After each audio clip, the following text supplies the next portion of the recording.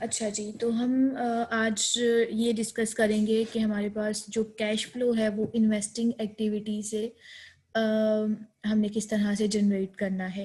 तो इसके लिए ये जो ओल्ड ओबामा कंपनी है इसने इन्वेस्टमेंट परचेज की है $45,000 की, और जो प्लांट एसिड है वो $1,27,000 का परचेज किया है during the year.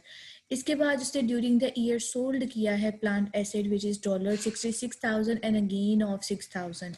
The company also purchased a treasury stock for 78,000 and sold a new issue of common stock for dollar 5,23,000. Determine the cash provided by the use of investing activity for the year. We have some items, ठीक है, जिसमें सबसे पहला investment हमने purchase की है और plant acid हमने परचेज किया है, ठीक है। इसके बाद हमारे पास जो है हमने सोल्ड किया है प्लांट एसिड और इसका गेन आया है।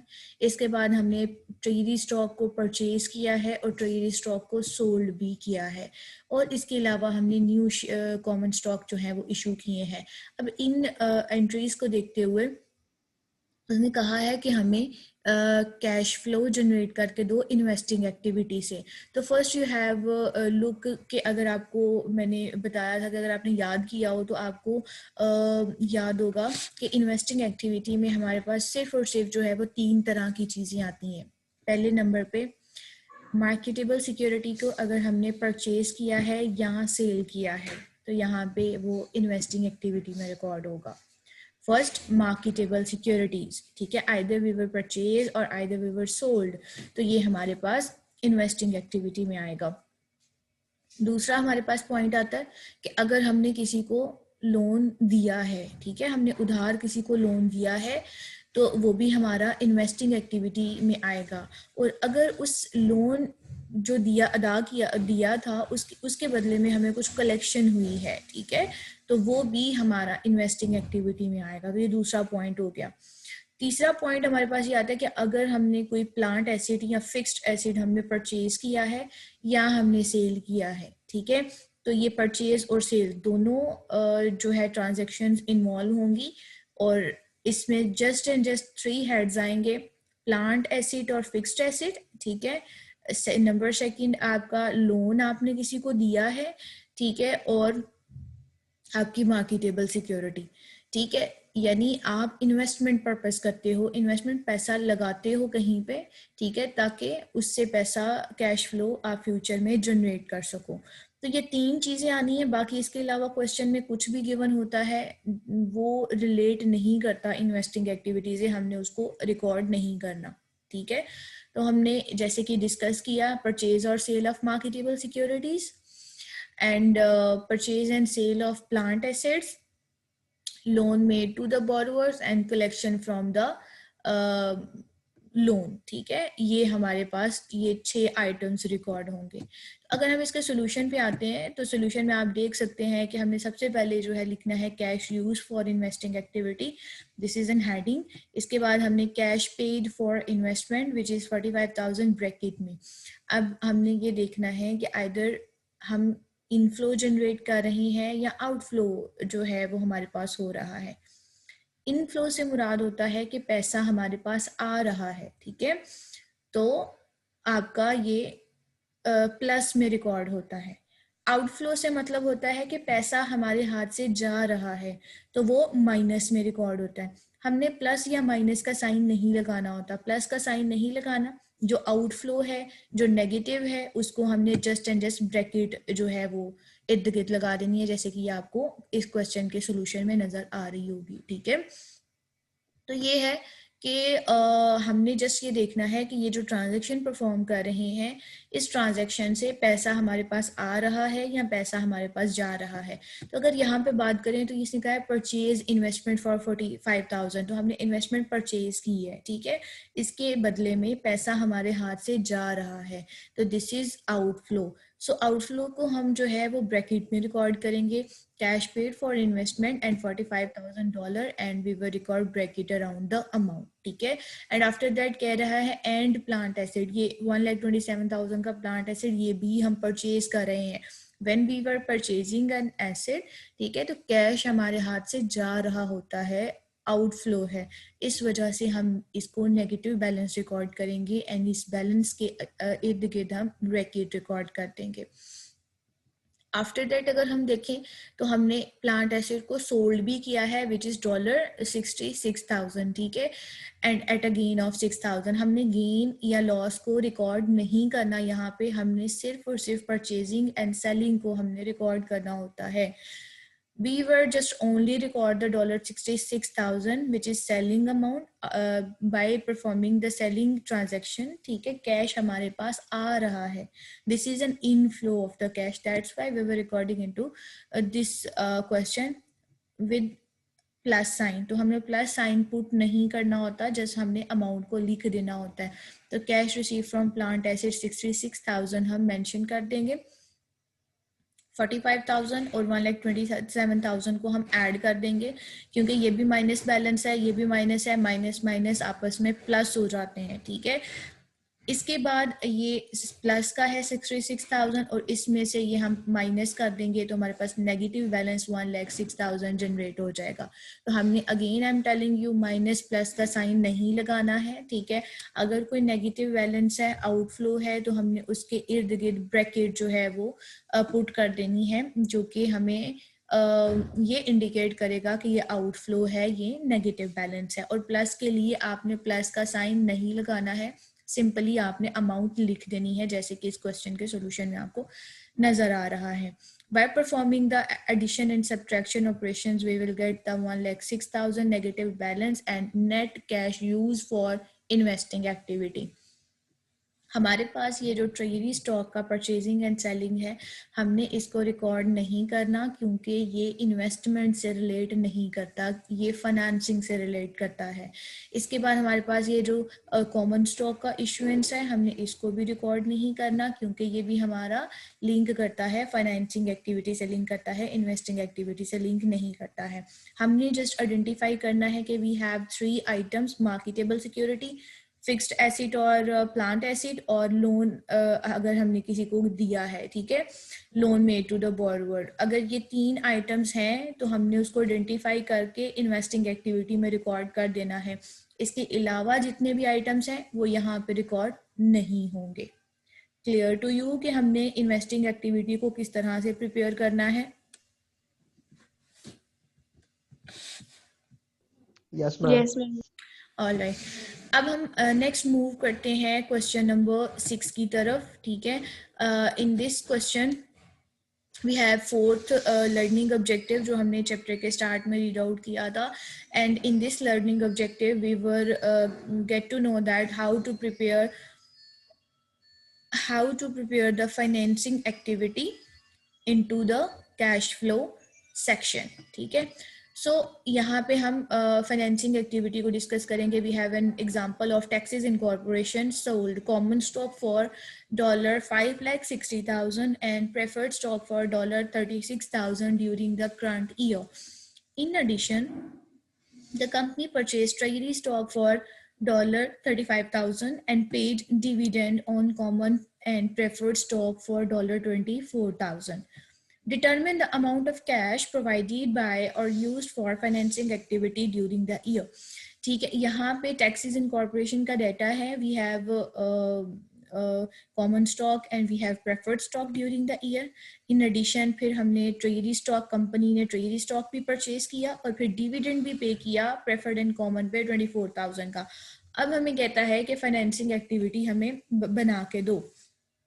तो फर्स्ट ऑफ ऑल मैंने आपको बताया था, पहले भी बहुत दफ़ा बता चुकी हूँ कि जब भी कंपनी को फाइनेंस की ज़रूरत होती है तो कंपनी 2 तरह से फाइनेंस करती है, one is equity and second one is debt, ठीक है। इक्विटी फाइनेंसिंग ये है कि कंपनी शेयर्स इशू करती है और उसके बदले में जो फाइनेंस की नीड है उसको फुलफिल करती है। डेट फाइनेंसिंग ये है कि कंपनी बॉन्ड इशू करती है या कंपनी किसी से लोन लेती है, ठीक है। तो इक्विटी में प्रेफर्ड स्टॉक या कॉमन स्टॉक को इशू करेगी और अपनी फाइनेंस की नीड को फुलफिल करेगी। डेट में बॉन्ड इशू करेगी या फिर लोगों से लोन लेगी, ठीक है। तो यहाँ पे हम कौन कौन से आइटम्स को रिकॉर्ड करेंगे? नंबर 1 पे ये होगा कि issuance of common stock and issuance of preferred stock, ठीक है, कोई भी common stock preferred stock issue किया गया है तो हमारा फाइनेंसिंग एक्टिविटी में आएगा, क्योंकि इस वे से लोगों से पैसा जनरेट होगा और कंपनी अपनी फाइनेंसिंग नीड को पूरा कर सकेगी। आफ्टर दैट जब लोगों ने पैसा हमारी कंपनी में लगाया है तो डेफिनेटली हम उनको डिविडेंड भी पे करेंगे, ठीक है। तो डिविडेंड जो है अगर हमने पे किया है अपने शेयर होल्डर्स को आउट ऑफ प्रॉफिट तो वो भी हमारा इसमें फाइनेंसिंग एक्टिविटी में रिकॉर्ड होगा, ठीक है। तो नंबर 1 हमारे पास जितना भी स्टॉक है, कॉमन स्टॉक है, प्रेफर्ड स्टॉक है, ट्रेजरी स्टॉक है, जितना भी हम इशू कर रहे हैं, एक तो ये आ जाएगा, दूसरा हमारा डिविडेंड आ जाएगा, तीसरा अगर हमने कोई बॉन्ड इशू किया है, ठीक है, तो हमारा बॉन्ड इशुएंस भी फाइनेंसिंग में ही आ जाएगा, और चौथा हमारा ये आएगा कि अगर हमने कोई शॉर्ट टर्म लोन लिया है, अब हमने लोन लेना है, यहाँ पे we need some amount and हम यहाँ पे लोन को बोरो करेंगे, ठीक है। तो हमने अगर लोन लिया है तो यहाँ पे रिकॉर्ड होगा, और अगर हमने उसी लोन की पेमेंट, शॉर्ट टर्म लोन की पेमेंट की है तो वो भी यहाँ पे फाइनेंसिंग एक्टिविटी में ही रिकॉर्ड होगा। क्लियर है? अब ये जो मैंने आपको बताए हैं मतलब ये जो मैंने आपको आइटम्स बताए हैं, treasury stock, common stock, preferred stock, issuance, ठीक है, डिविडेंड, और इसके बाद हमने अगर किसी से लोन लेना है, शॉर्ट टर्म लोन लेना है, तो वो भी हमारा फाइनेंसिंग एक्टिविटी में आएगा। अब हम यहाँ पे क्वेश्चन नंबर 6 के सोल्यूशन में यहाँ पे देख लेते हैं, cash provided by financing activity heading put कर देते हैं। आफ्टर दैट हम यहाँ से आइटम उठाते हैं। फर्स्ट नंबर पे है कि सोल्ड किया है कॉमन स्टॉक 5,60,000 का और प्रेफर्ड स्टॉक 36,000 का। जब भी हम सोल्ड करेंगे तो पैसा हमारे पास आ रहा है या जा रहा है, बताएं मुझे। आ रहा आ रहा है। आ रहा है। यस, तो दिस इज इनफ्लो और आउटफ्लो।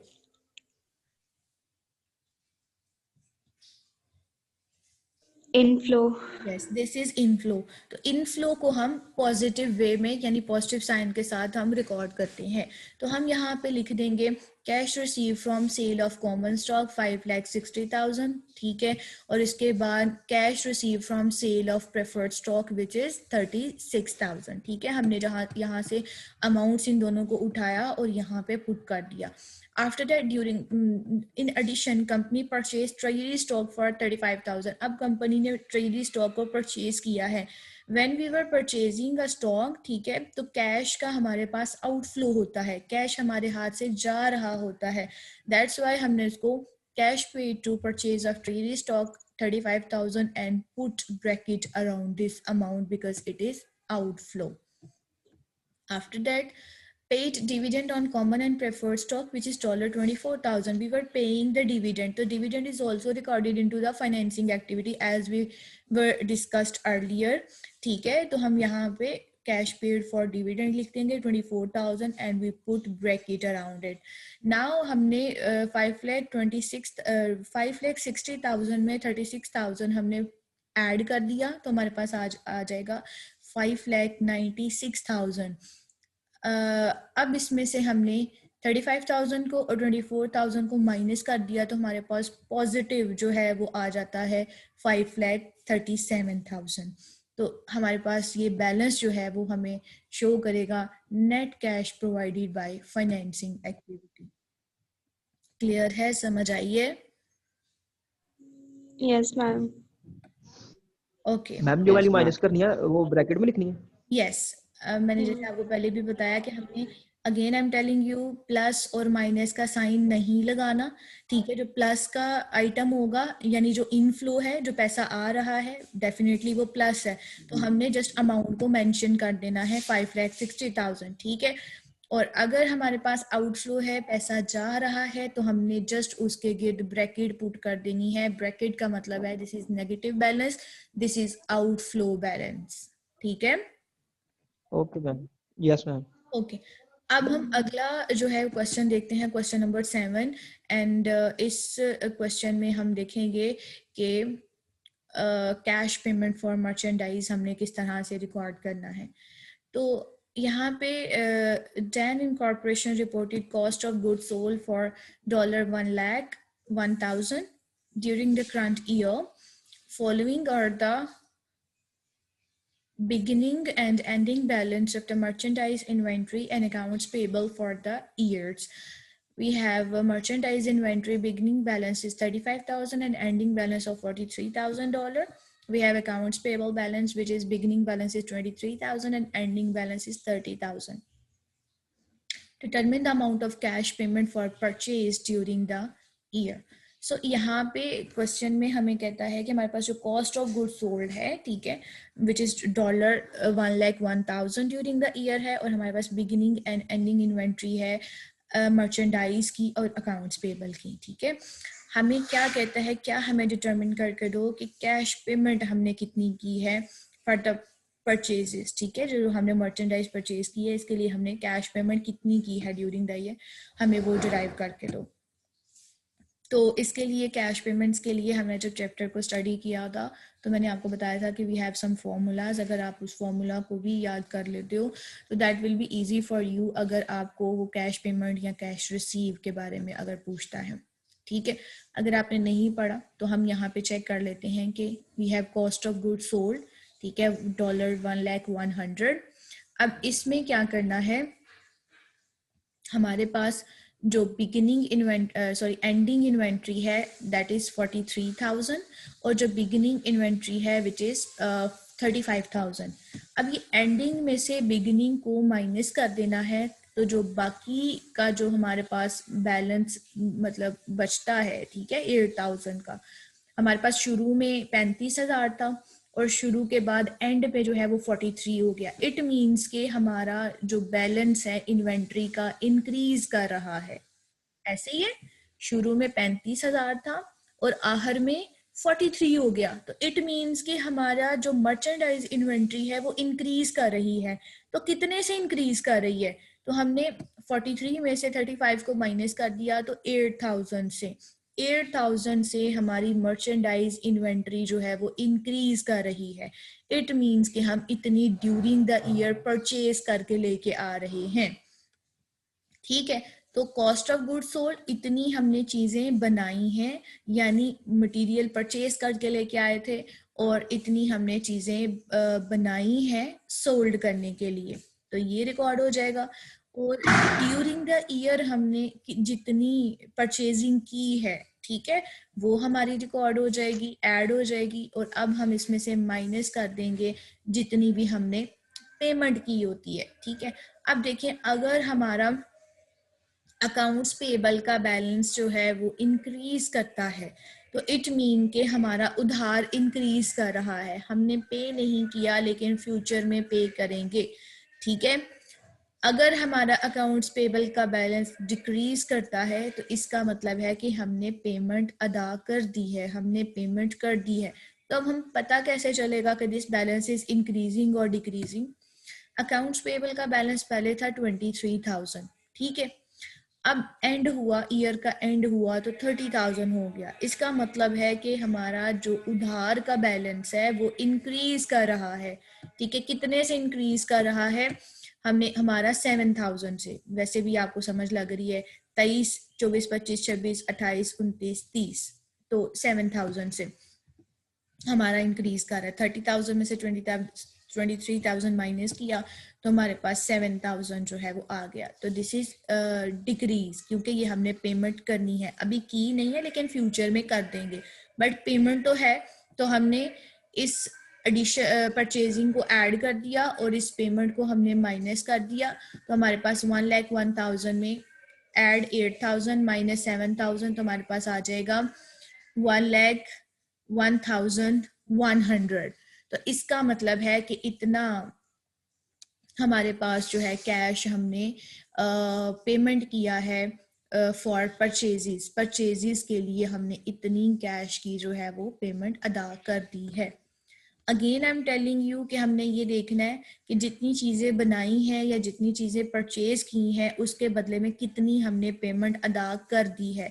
तो यहाँ भी जो कॉस्ट ऑफ गुड सोल्ड है ये भी हम परचेज करके पेमेंट करके लेके आ रहे हैं, ठीक है. हमारी इन्वेंट्री इंक्रीज हो रही है तो ये भी हम परचेज करके लेके आ रहे हैं. तो दैट्स वाई ये दो ऐड हो गए। इसमें से जो अकाउंट्स पेबल का बैलेंस इंक्रीज किया है, इसका मतलब है ये अभी हम पेमेंट नहीं कर रहे, ठीक है, फ्यूचर में करेंगे, अभी पेमेंट हुई नहीं है, दैट्स वाई हमने इसको माइनस कर दिया है। और माइनस करने के बाद एक्चुअली में हमारे पास 1,11,00,000 बैलेंस आ जाएगा जो हमने एक्चुअली में पे किया है फॉर परचेजेस, ठीक है। तो यहाँ पे आ जाएगा net cash provided by financing activity, या आप लिख देंगे net cash payment for the purchase of during the year. समझ आइए? जी मैम। Yes ma'am. अच्छा, अब हम आगे चलते हैं कि इसका जो अगला हमारे पास 8th क्वेश्चन है वो हमें क्या लर्निंग ऑब्जेक्टिव देता है। 8th जो क्वेश्चन है ये हमें बता रहा है कि इसमें हमने बिगिनिंग कैश बैलेंस को डिटरमिन करना है कि हमारा बिगिनिंग कैश बैलेंस जो है वो क्या है। So we have brief exercise 13.8 Taylor Incorporation cash balance at December 31, 2011, and at the end of its financial reporting year was $1,55,000.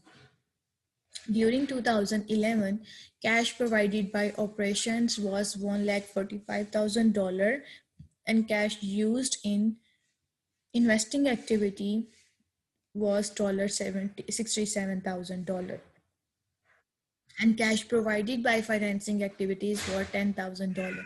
Calculate the amount of Taylor's beginning cash balance at January 1st, 2011.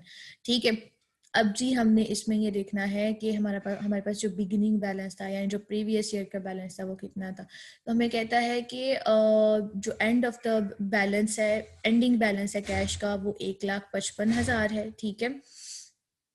इसके बाद operations के लिए जो cash हमें provide किया गया था वो है $1,45,000 और जितना हमारा जो कैश इन्वेस्टिंग एक्टिविटी में यूज़ किया गया है वो है $67,000, ठीक है। And cash provided by financing activities was $10,000 और हमें इतना जो है वो कैश प्रोवाइड किया गया फाइनेंसिंग एक्टिविटी के लिए। बिगिनिंग बैलेंस कैलकुलेट करके दो। इसका फॉर्मूला आप लोगों ने याद कर लेना है कि इसका फॉर्मूला आपने याद कर लेना है कि एंडिंग बैलेंस में आपने ऐड कर देना है जितना भी कैश आपका यूटिलाइज हुआ है, जितना भी कैश यूज हुआ है, ठीक है, जितना बच गया था, ठीक है, जितना कैश बच गया था और जितना कैश आपने यूज किया है, ठीक है, दोनों को ऐड कर देना है। तो इसका मतलब है कि आपके पास इतना अवेलेबल था, ठीक है, इतना आपके पास टोटल कैश अवेलेबल था, एंडिंग मतलब जितना बच गया है और कैश यूज जितना हुआ है एक्टिविटी में, दोनों को ऐड कर दिया। तो इसका मतलब है कि टोटल हमारे पूरे साल में इतना कैश हमारे पास अवेलेबल था। इसमें से हमने माइनस कर देना है जितना कैश प्रोवाइड किया गया फाइनेंसिंग एक्टिविटी के लिए, जितना कैश के इतना ही आपने फाइनेंसिंग एक्टिविटी में यूज करना है, ठीक है, वो हमने माइनस कर देना है। माइनस करने के बाद जो बाकी बैलेंस बच जाता है, इट मींस के वो हमारा ओपनिंग बैलेंस है, वो हमारा पिछले साल का बैलेंस आया है, ठीक है। टोटल यानी जितना एंडिंग बच गया है और जितना हमने यूज कर लिया है, तो यूज्ड और एंडिंग दोनों को जमा करो तो टोटल अवेलेबल बैलेंस आ जाता है। उस टोटल अवेलेबल बैलेंस में से हमें ऑपरेशंस के लिए और फाइनेंस के लिए जितना कैश प्रोवाइड किया गया था माइनस कर दो, तो बाकी का जो बैलेंस बच जाता है, इट मींस कि ये पिछले साल का बैलेंस है, ये ओपनिंग बैलेंस है, ठीक है। तो हमने क्या किया, हमने यहाँ पे जो एंडिंग बैलेंस है 31 दिसंबर का $1,55,000, ये एंडिंग बैलेंस हमने यहाँ पे मेंशन कर दिया $1,55,000। इसके अंदर हमने ऐड करना है जितना कैश यूज किया गया है। तो हमारे पास है cash use in investing activity which was $67,000। तो हमने यहाँ पे $67,000 ऐड कर दिया, ठीक है। After adding this we were having total amount of cash, ठीक है। इसमें से अब हमने cash provided by operations was $1,45,000 and cash provided by financing activity was 10,000। Operations के लिए 1,45,000 है और फाइनेंसिंग के लिए 10,000 है, तो हमने ये माइनस कर दिया, बाकी हमारे पास 67,000 बच जाता है। ये हमारे पास बिगिनिंग बैलेंस था इन जनवरी 1st 2011। क्लियर है, समझ आई है?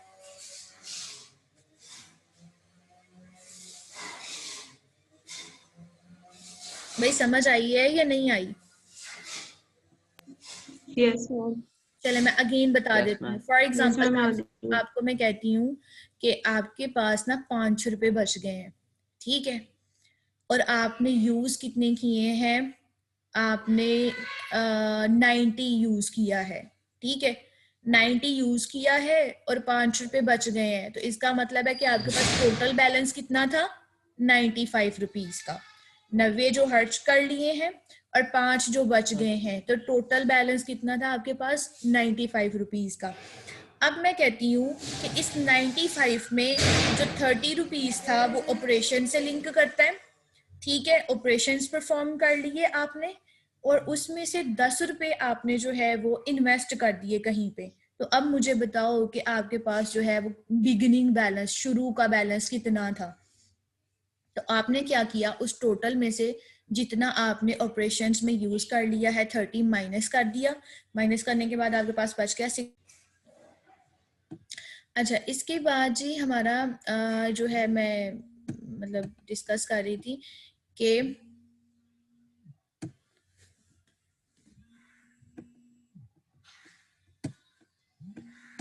इसके बाद 65 बच गया, उसमें से 10 हमने इन्वेस्ट कर दिया, तो इन्वेस्टमेंट 10 माइनस करने के बाद 55 बच गया बैलेंस। वो 55 बैलेंस मेरे पास बिगिनिंग बैलेंस है, ठीक है, और जिसको मैं अपनी फाइनेंसिंग एक्टिविटी में यूटिलाइज करूंगी। ठीक है जी। अब हम बात करते हैं क्वेश्चन नंबर 9 की। क्वेश्चन नंबर 9 है हमारे पास realising net income to cash from operations, और इसमें हमारे पास आ जाता है Zephyr company reporting net income for the year $56,000. Depreciation expense for the year was $12,000, and during the year accounts receivable increased by $4,000. Inventory decreased by 6,000 and accounts payable increased by 3,000 and accrued expenses payable decreased by 2,000. आपको ये data देख के ही समझ आ जानी चाहिए, ये increase decrease का balance बताया जा रहा है, अकाउंट्स पेबल का, अकाउंट रिसीवेबल का, आउटस्टैंडिंग है, प्रीपेड है, तो इट मींस के नेक्स्ट वो हमसे ऑपरेटिंग एक्टिविटी के बारे में पूछेगा जो हमने इनडायरेक्ट वे से हमने ड्राइव करनी है। इनडायरेक्ट वे से ऑपरेटिंग एक्टिविटी को ड्राइव करने का जो फॉर्मूला है वो पुट करेंगे तो हमारे पास जो है ये क्वेश्चन का सोल्यूशन आ जाएगा। तो आगे कहता है reconcile the amount of net income to the amount of cash provided by और यूज फॉर ऑपरेटिंग एक्टिविटी। यही चीज बता रहा है कि अब उसने डायरेक्ट और इनडायरेक्ट मेथड नहीं कहा है, ठीक है, उसने जस्ट कहा है हमें कि कितनी कैश हमने प्रोवाइड की है या यूज की है ऑपरेटिंग एक्टिविटी में। तो हमें डाटा को देख के ये समझ आ गई है कि इंक्रीज और डिक्रीज का वर्ड है, तो इट मीन्स कि हमने जो है वो इनडायरेक्ट वे से इसको रिकॉर्ड करना है, इनडायरेक्ट वे से ऑपरेटिंग एक्टिविटी को रिकॉर्ड करना है। इनडायरेक्ट वे हमें ये बताता है कि जितना भी हमारे पास नेट इनकम होती है इसके अंदर हम डेप्रिसिएशन को ऐड कर देते हैं, जो हमारा नॉन कैश आइटम होता है उसको हम ऐड कर देते हैं, और जो हमने फ्यूचर पेमेंट करनी होती है, ठीक है, उसको हम ऐड कर देते हैं, और जो हमने फ्यूचर रिसीविंग करनी होती है उसको हम माइनस कर देते हैं। आई एम अगेन जो है repeating this concept, net income में जो नॉन कैश एक्सपेंस है विच इज डेप्रिसिएशन, हमने उसको ऐड कर देना है, ठीक है। इसके बाद वो पेमेंट जो हमने फ्यूचर में रिसीव करनी है वो हमने माइनस कर देनी है, और वो पेमेंट जो हम आज वसूल कर रहे हैं उसको हमने ऐड कर देना है। The payment we will receive today is add, and the payment we receive in future would be minus. अब जो पेमेंट आज कर रहे हैं, ठीक है, माइनस हो जाएगा, और जो पेमेंट हम फ्यूचर में करेंगे वो आपकी ऐड हो जाएगी. तो ये कॉन्सेप्ट आपने माइंड में रखना है, और हमने इंक्रीज और डिक्रीज को इंटरप्रेट करना है कि आइदर हम आज पेमेंट रिसीव कर रहे हैं या फ्यूचर में करेंगे, आज पेमेंट कर रहे हैं या फ्यूचर में करेंगे. तो हमारे पास जी ज़ेफ़रा का